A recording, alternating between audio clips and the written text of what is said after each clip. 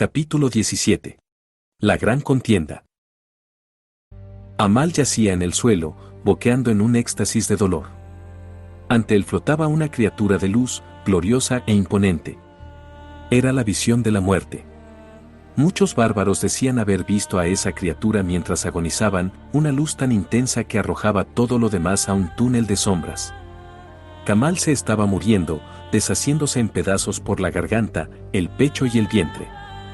El ángel de la muerte, lo llamaban, con ese rostro tan hermoso y a la vez tan severo. La angelical mujer le tendió una mano. Si él la cogía, moriría. Kamal se apartó de ella a rastras. Era un guerrero bárbaro, y todos los guerreros bárbaros se apartaban del ángel de la muerte. Kamal se dio la vuelta, hundiendo el rostro en la arena y, de repente, pudo respirar. Ya tenía la garganta descarnada y el aire entraba y salía por la tráquea abierta. Exhalando, apartó los ojos del amenazador ángel. Ella también apartó la mirada. Se movió con acometidas feroces por el Coliseo. Era como si persiguiera a otra alma. Pues que la persiguiera. Kamal se arrastró. Si era consciente de algo en aquel momento de dolor supremo, era que necesitaba el bastón. El poder de la vida lo había abandonado a él, pero no a la madera.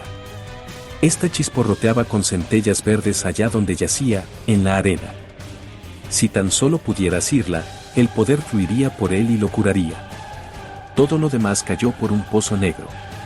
Olvidó quién era, cómo había llegado a recibir esas heridas y por qué luchaba.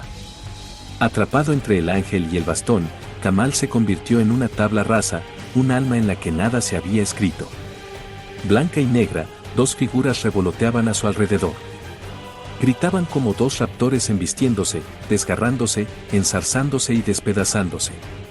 Por un momento temió que lo atraparan en medio de una acometida y lo descuartizaran. Se agachó, pegándose a la arena, con la garganta resollando pútridos jadeos. Las dos criaturas pasaron de largo, dando vueltas, enzarzadas. El hombre siguió deslizándose hacia adelante, como un lagarto reptando sobre el vientre. La arena le rebosaba las partes gangrenadas. Un impulso más, con las manos por delante, y agarró el palo chisporroteante. La vida le saltó en verdes centellas a los dedos. Estas sisearon y crepitaron, hundiéndose en la carne. La piel y los músculos pútridos se esfumaron. El poder restalló en círculos brillantes por la herida en la garganta y se tejieron líneas de fuerza en la nueva carne. La oleada de poder le anegó el pecho, sanándolo también. Solo se detuvo al llegar al vientre y la herida abierta allí. La herida, Jeskaa. Era la primera palabra que había pronunciado desde que se le corroyera la garganta. Con esa palabra, toda la larga vida del hombre se volvió a grabar en él, como un grafito febril y violento. Que bien había estado siendo blanco e impoluto, un ser reptante, en vez de Kamal. Pero ya había regresado a la chamuscada carcasa de su vida. Volvía a ser Kamal y tenía una hermana. Jeska. Se apoyó en el bastón y se dio la vuelta. Allí delante ella estaba luchando. El ángel de la muerte la perseguía, era como una luciérnaga acechando a una cucaracha.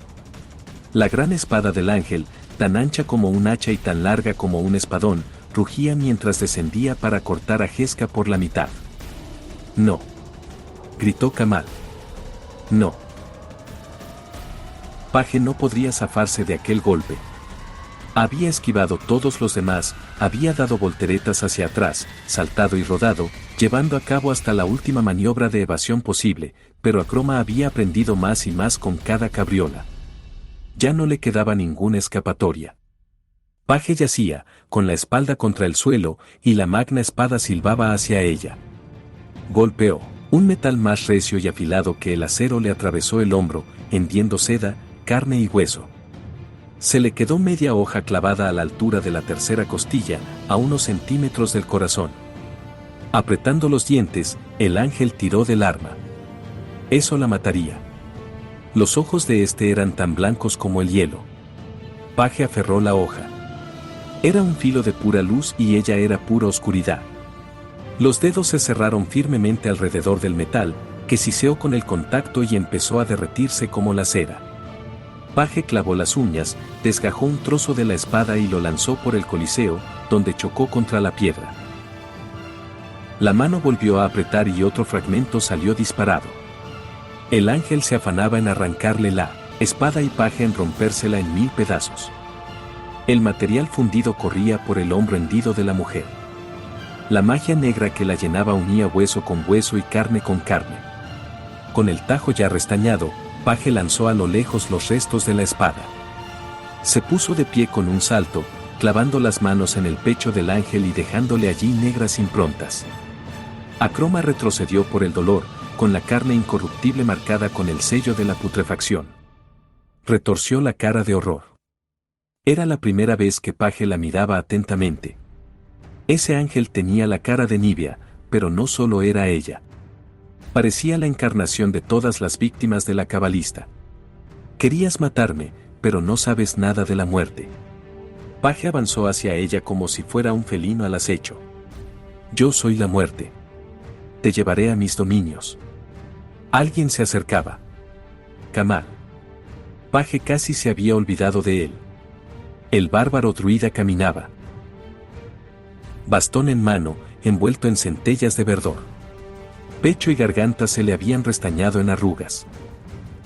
De carne rosada y tenía una mirada violenta y lúgubre. Clavó los pies en la arena. Supongo que también tendré que luchar contra ti. Paje lo miró con el entrecejo fruncido. He venido aquí a salvarte, respondió Kamal, negando con la cabeza y mirando al ángel con el rabillo del ojo. Todo el que quiera matarte es mi enemigo.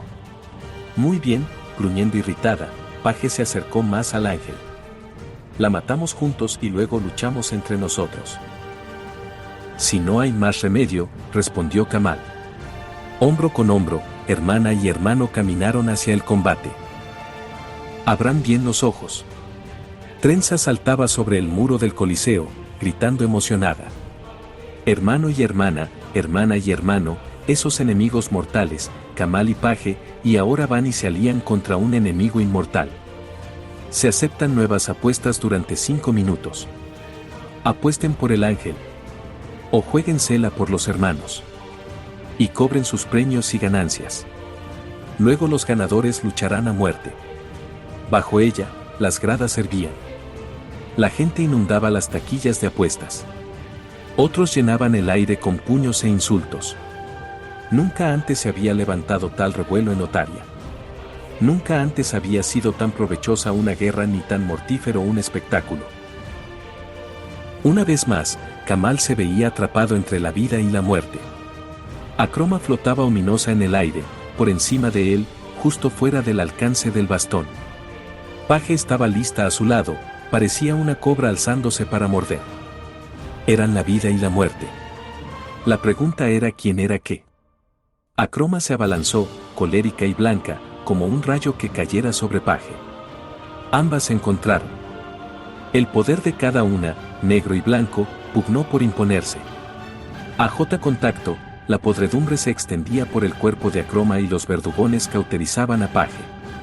Allá donde las manos se cerraban sobre los hombros, la piel de ambas mujeres caía. Allá donde sus miradas se encontraban, hasta el aire chasqueaba por el odio. Se iban a consumir mutuamente. Kamal la separó de un bastonazo. La punta golpeó en Acroma y la apartó. El hombre acompañó el golpe con la fuerza de la espalda y alejó aún más al ángel. Luego dio la vuelta al bastón y puso la empuñadura delante de Paje, deteniendo así su acometida. Ambas mujeres miraron furiosas a Kamal y al bastón centelleante. Las dos estaban destrozadas. Agujeros negros acribillaban los brazos y el torso de Acroma, y una necrosis blanca los de Paje. Mientras Kamal las contemplaba, las heridas seguían cerrándose. Esas marionetas bailaban al son de su respectivo titiritero. Alguna mente desconocida dirigía a Acroma, pero Kamal ya sabía sobradamente quién dirigía a Paje. Soltó una mano del bastón y la sostuvo en lo alto, haciéndoles una señal. No tenía que haberlo hecho. Desde lados opuestos, Acroma y Paje aferraron el rutilante palo. La magia verde brotó en ambas direcciones. Cuando el poder llegó a las manos de Paje, unas esporas de energía le brotaron entre los dedos. Donde esas motas tocaban la carne de la mujer, ésta se quemaba. La magia verde y la negra eran antiguas enemigas. Pero la verde y la blanca. En el otro extremo del bastón, Akroma absorbió el poder. Este se mezcló con su propia energía. La reforzó y la curó. No. Gritó Kamal, pero ya era demasiado tarde. Akroma arrancó el bastón secular de las manos de los dos hermanos. Este destelló en sus manos y sus ojos relumbraron con el poder verde. Hizo girar el bastón con gran habilidad y la energía le fluyó por los nudillos. Con las alas desplegadas, se abalanzó contra Paje y Kamal. Ambos retrocedieron, uno al lado del otro. Buen trabajo. Kamal se limitó a gruñir. Nunca había luchado así, atrapado entre dos enemigas. ¿Cómo podría matar a una, salvar a la otra y salir indemne en el empeño? Levantó el puño en una señal insistente. Ceño de Piedra resopló. Le había parecido ver la señal, pero Kamal estaba rodeado por las dos mujeres y el bastón reluciente y el general no estaba seguro del todo. La importancia del gesto era tal que no seguiría adelante a menos que se hubiera cerciorado del todo. Esta vez no había duda posible. El puño alzado de Kamal solo podía querer decir una cosa: tomad el Coliseo y matad al primero. Ceño de Piedra bajó la vista a la tribuna de lujo que ocupaba el mandatario. Entre Kamal y ésta se interponían hileras e hileras de espectadores con los puños levantados. Una vez se levantase serían un ejército y protegerían al patriarca de la Cábala.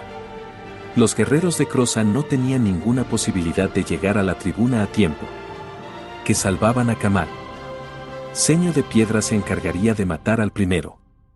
Se levantó, se abrió camino entre el gentío y descendió los peldaños al trote. Sus cascos apenas cabían en los escalones y cada zancada sacudía el suelo de piedra. Llevó la mano al cuerno gigante, que colgaba a su costado, lo levantó, se lo llevó a los labios, y sopló. El sonido se oyó por encima incluso de la cacofonía de la multitud. A este se unió la llamada de un segundo cuerno, y de un tercero. Desde cada escalera que rodeaba al Coliseo sonaron las señales de los capitanes. Llamaban a la gente de Kamal, llamaban al pueblo de Croza, los llamaban al ataque. Muchos de los aficionados rugieron, esperando alguna sorpresa más por parte de los propietarios del Coliseo. Sería una sorpresa, sí, pero no vendría de la Cábala. Se oyó un segundo rugido, esta vez fuera del edificio. Aquel violento sonido brotó al unísono de la garganta de centauros y guerreros mantis, elfos y trasgos, serpientes gigantes y grandes jaguares. Las fuerzas verdes se lanzaron al asalto con los espinosos llameantes en vanguardia, quemando todo lo que se pusiera por delante. En unos instantes, las grandes puertas estallaron en llamas. Un bosque viviente se agolpó en ellas para tomar el Coliseo. Trenzas aplaudió cuando entraron. No podía haber sonreído más entusiasmada, más sincera. Las cosas iban estupendamente. Por supuesto, ella y Paje ya habían planeado la toma del Coliseo. Esperaban que el ataque se diera cuando Kamal agonizara bajo la presa de su hermana, pero la aparición de Akroma había precipitado los acontecimientos. Había resultado una sorpresa, aunque muy divertida. El ataque por parte de las fuerzas verdes solo servía para que las cosas volvieran a su cauce. Mientras saltaba de saliente en saliente, Trenzas hizo bocina con las manos y gritó: «Contemplen a los ejércitos de Croza. Sean testigos de la gran contienda. Hagan sus apuestas. Croza contra la Cábala. ¿Quién ganará? 10-1 contra Croza. Si las bestias ganan, multiplican su dinero por 10». Un grito de codicia y deleite barrió las gradas, aun cuando las bestias verdes ya empezaban a emerger sobre la arena. Trenzas palmoteó. Oh, qué divertido era montar las guerras del mundo. Qué maravilloso era poner en el foso a una gente contra otra. Y todo por el queridísimo dinero. El aire resonaba tanto que hasta el cielo parecía apuntarse al griterío. Y Kamal se afanaba bajo el estruendo. Había perdido el bastón por culpa del ángel, el cual lo usaba en ese preciso instante contra la hermana del bárbaro. Akroma se impulsó por el aire, pasando por encima de las manos de Kamal, que intentaron agarrar, desesperadas, el bastón. El ángel dio una voltereta y cayó sobre Jeska como un águila en picado, pero, en vez de garras, esgrimía el bastón. La punta golpeó en el pecho de Jeska. El poder verde y blanco crepitaba por la superficie del palo y laceraba a la mujer. Jeska se sacudía como un pararrayos viviente. Las heridas se abrían, y tras ellas iba la fuerza verde, que las llenaba con musgo. El poder nigromántico de Jeska estaba a prueba de una embestida de maná, pero no de dos a la vez. Gimiendo, la mujer retrocedió, se tambaleó un par de veces y cayó de bruces. Su estómago era un jardín de verde y rojo. Los ojos le daban vueltas bajo charcos de lágrimas. Cayó al suelo de espaldas. Y el aire salió de ella como una exhalación.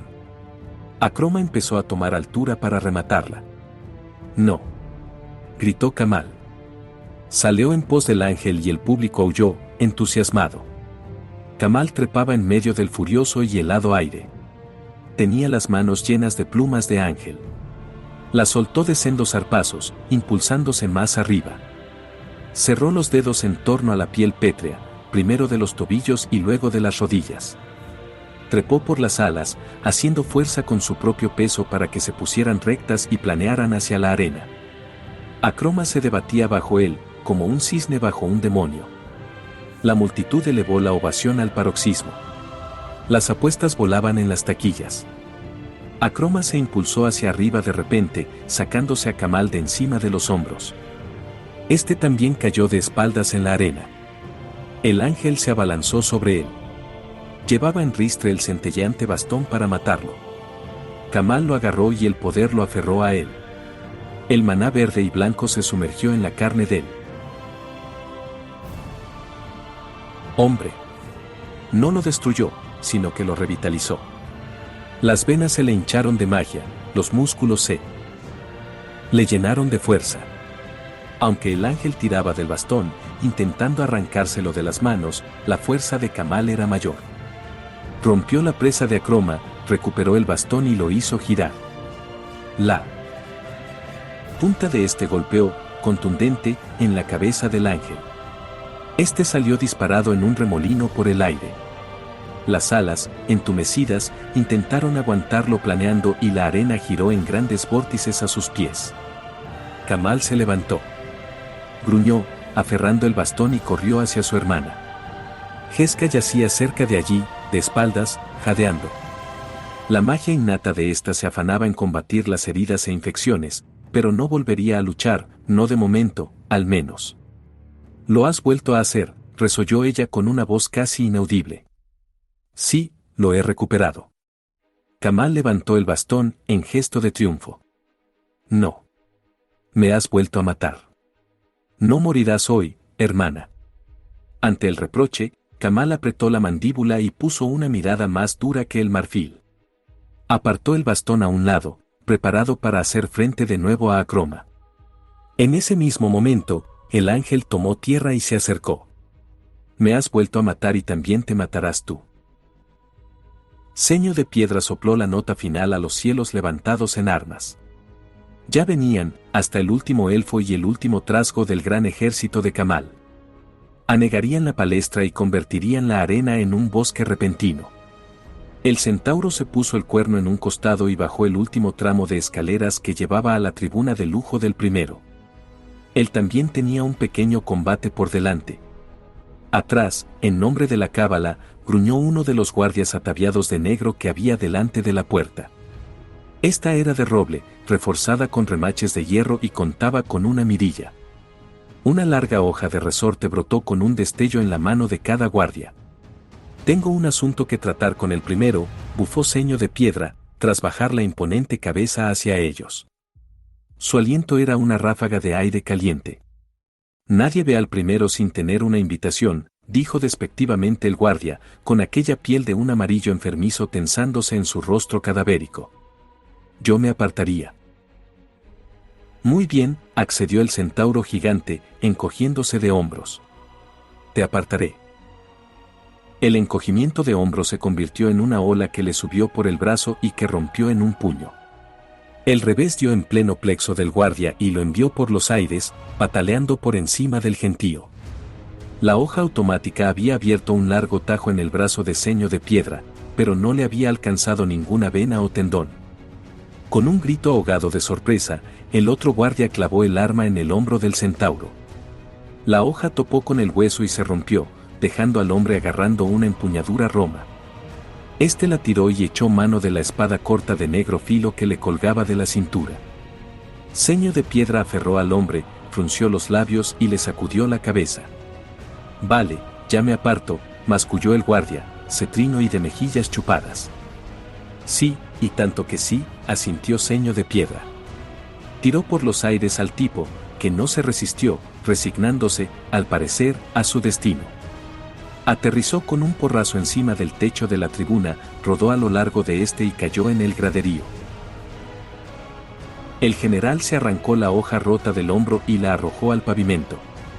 Cerró la mano, se inclinó y aporreó la puerta. La mirilla se abrió y aparecieron un par de ojos febriles. ¿Qué? Ceño de Piedra metió con fuerza 2 dedos por la obertura. Era todo lo que le cabía por allí. Estos dieron contra la frente del hombre con la fuerza suficiente para noquearlo. Doblando los dedos tras la puerta, el centauro tiró de ella. El hierro crujió y se quebró. La hoja de roble se abombó. Poniendo una de las pezuñas delanteras en el marco, Ceño de Piedra tiró con más fuerza. Los goznes estallaron y la puerta entera le quedó en la mano. Al ver que un contingente de las fuerzas de la cábala subía en tropel por las escaleras, les lanzó la puerta. Esta traqueteó peldaños abajo y los derribó como si fueran bolos. El centauro asintió, satisfecho. Tarde o temprano, los guardias de la cábala lo reducirían, pero no le importaba siempre y cuando el primero ya estuviera muerto. Bajando los colosales hombros, Ceño de Piedra cruzó el umbral. Ante él había una cámara de terciopelo donde se dejaban capas y calzado. También había la figura derribada de un guardia. Con cuidado de no aplastarlo, Ceño de Piedra pasó a medio trote por el umbral opuesto. En la siguiente habitación, una galería de trofeos y recuerdos de combates, se encontraba otro esbirro de la cábala. Era una mujer, tan cosida de cicatrices y lúgubre como el resto, pero el enloquecido revoloteo de aquellos ojos la identificaba como una invocadora de demencia. La mujer esbozó una sonrisa amenazadora. De las brutales cimas que había entre sus dientes emergieron unas criaturas. Eran hombres chupados, de un color amarillo marfileño y sus extremidades eran afiladas cuchillas. Con un sonido como el de una uña rascando pizarra, esos seres empezaron a arrastrarse hacia Ceño de Piedra. Los túneles que llevaban a las gradas rugían como sumideros de agua bajo una tormenta. Pero en vez de agua, los corredores llevaban ríos de sangre y a todas las criaturas del bosque. Roth abría camino. La boca de la serpiente no paraba de abrirse y cerrarse, atrapando y engullendo guardias de la cábala. Unos bultos se debatían en aquel vientre de escamas rojizas mientras llegaba a las imponentes puertas. Con un siseo y un mordisco, Roth no consiguió más que astillar la tranca que la cerraba. Tras ella venían, dando botes, 2 criaturas más fieras aún. Parecían tejones gigantes, pero en verdad eran ardillas del tamaño de un hipopótamo. Los animales saltaron ansiosos por la oscuridad, adelantaron a Roth y se detuvieron ante las puertas atrancadas. Unos hocicos bigotudos se arrufaron delante del obstáculo olisqueando el aire. Las ardillas se agacharon para ponerse a cavar.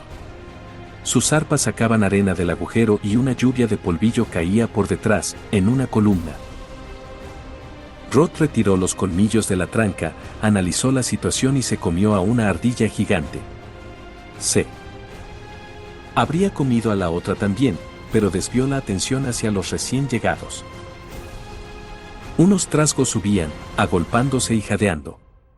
Fueron recibidos por una asfixiante nube de arena. Los seres verdes se doblaron por la cintura, agarrándose la tripa y tosiendo violentamente. Sin saber muy bien qué hacer, los trasgos optaron por buscar un terreno más elevado en el flanco de Roth. La gran serpiente sabía muy bien la diferencia entre las criaturas que le rascaban deliciosamente por dentro y las que le arañaban impunemente por fuera. Levantó la cabeza y clavó la mirada en el siguiente plato del día. Los colmillos bajaron como si fueran flechas. El primer trasgo los vio venir y gritó. Su aviso fue engullido, literalmente, por la boca del reptil. Un segundo trasgo oyó el chillido ahogado y profirió otro igual, que contó con el privilegio de resonar en las fauces abiertas de la serpiente. Cayó entre los colmillos, un movimiento peristáltico se apoderó de él y lo engulló por el frío tubo de músculos.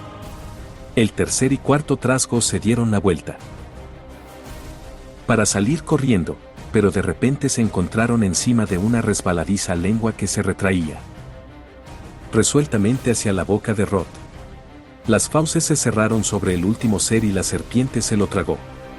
5 bultos se le removían deliciosamente en el esófago y la serpiente sonrió, sintiéndose satisfecha. De repente tuvo náuseas. Nunca en la vida se había comido a unos seres tan polvorientos y roñosos.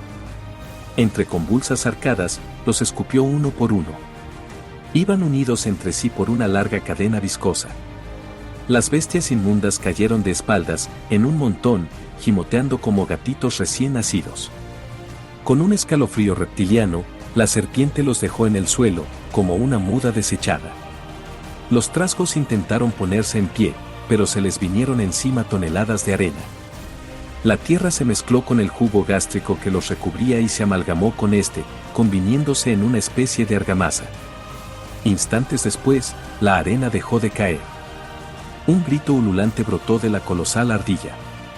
Metió la cabeza por el agujero que había excavado, pasando acto seguido los cuartos delanteros con facilidad. Las pacas traseras impulsaron a la gigantesca bestia por debajo de las puertas y ésta apareció en la arena de la palestra. Al ver la luz del día, Rod la siguió. En unos instantes reptaba rápidamente por el Coliseo. Tras ella, por el túnel, marcharon a la guerra miles de soldados crosanos. Un contingente de elfos levantó espadas y voces en su antiguo grito de batalla.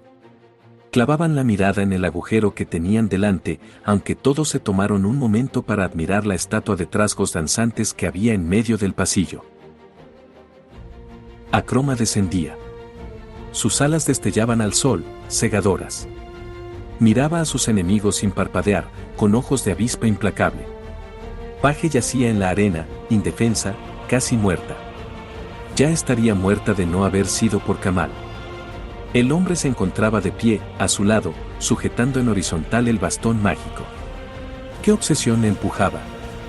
¿Qué le importaba si ella moría o dejaba de morir? Apártate, gruñó el ángel. No tengo pendencia alguna contigo, bárbaro. Si vas a matar a mi hermana, tienes una pendencia conmigo. El ángel ladeó ligeramente la cabeza, pensativa. Plegó las alas y bajó en picado del cielo. Sus pies pegaron en el bastón y lo partieron por la mitad. Una explosión de fuego verde bramó del tallo roto. Por un momento, eclipsó a Acroma, a Kamal y a Paje. Cuando el fogonazo inicial se apagó, se vio que quedaba una fuerza verde, aferrada como lianas a las piernas del ángel. Esa fuerza mágica brotaba de las partes rotas del bastón de Kamal y arrastraba a Acroma. Con un gruñido, Kamal tiró de los 2 trozos hacia la arena. «Suéltame.